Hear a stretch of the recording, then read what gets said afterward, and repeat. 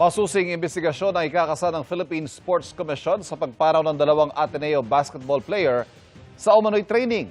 Nakatutok si Mark Salazar.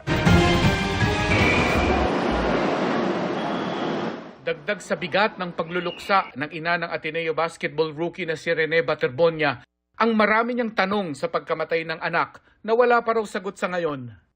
Ba't nila pinapalangoy na yung anak ko na may 20 kilos yung nabigat?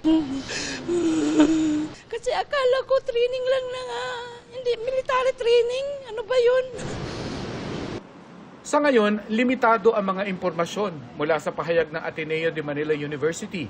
Kinumpirma nito ang pagpanaw ni Baterbonia at ang teammate niyang si Divine Adili. Nasa Dipakulaw, Aurora ania mga ito at ang iba pang kasama sa kupunan para sa isang team building activity. Nagpahayag din ng pakikiramay at suporta sa pamilya ng mga nasawi ang Ateneo. Sabay hiling sa publiko na bigyan ng privacy ang pamilya para makapagluksa. Sa isang bagong pahayag, sinabi ng Ateneo na dinala na sa isang punerarya sa Quezon City ang labi ng dalawa at magkakasa ng autopsy alinsunod sa hiling ng mga magulang ni Baterbonia, katuwang ang mga otoridad.